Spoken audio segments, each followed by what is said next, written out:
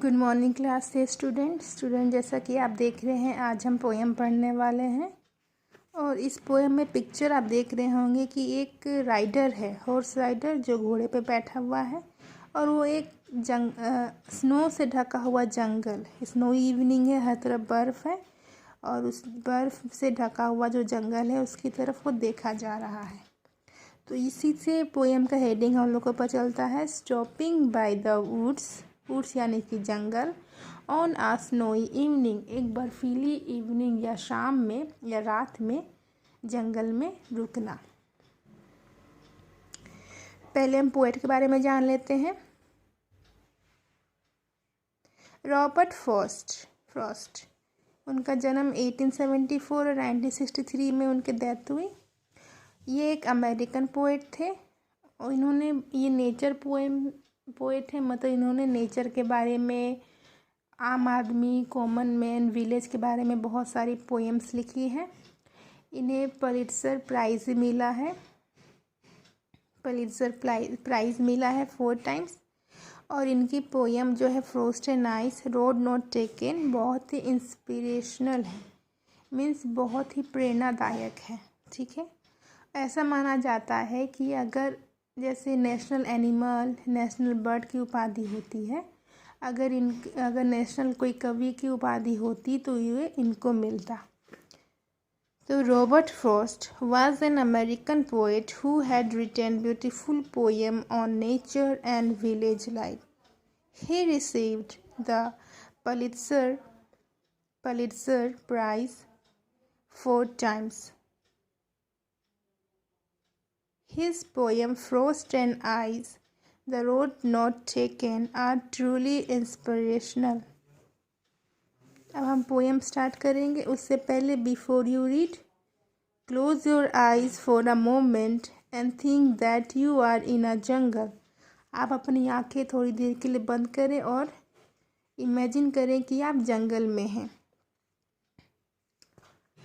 What all you hear or see, आप क्या, आंखें बंद करें और इमेजिन करें कि आप क्या जंगल में हैं और आपको क्या दिखाई देता है। जस्ट इमेजिन करना है, वो भी रात को, और क्या सुनते हैं। Don't the sounds frighten you, क्या जंगल की आवाज़, उसमें जानवरों की आवाज़ आपको डराएगी नहीं। In this poem the poet stops by a forest on a snowy evening.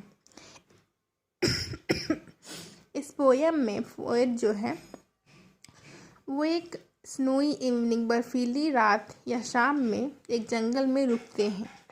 He is tempted to stay back and rest a while, वो उनका मन वहाँ पर थोड़ी देर और रुकने को मन करता है जंगल में।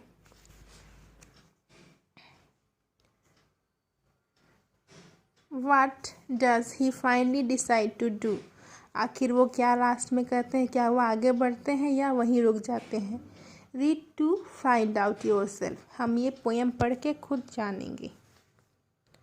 पोएम स्टार्ट होता है, whose woods this are, I think I know, ये वुड्स यानी कि ये जंगल किसका है, शायद मैं जानता हूँ।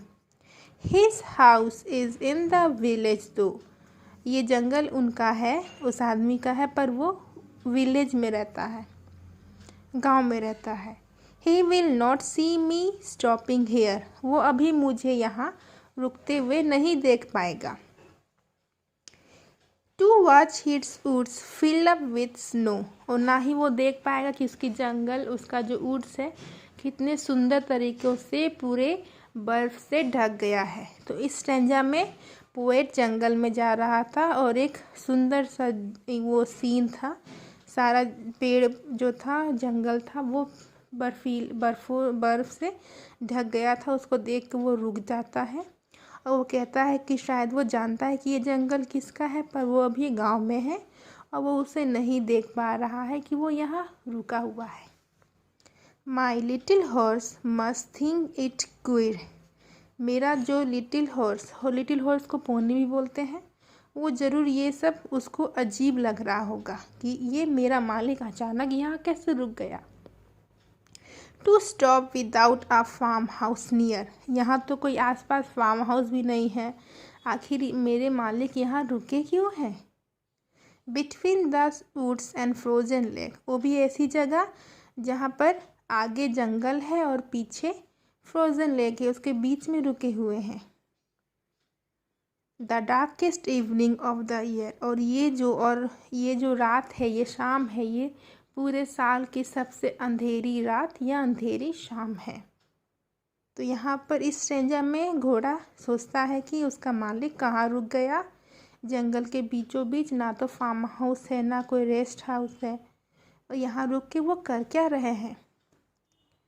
ही gives his harness bell a shake, harness bell जो घोड़े के गले के में जो घंटी बंधी होती है उसको हार्नेस बेल कहते हैं, वो उसको हिलाता है।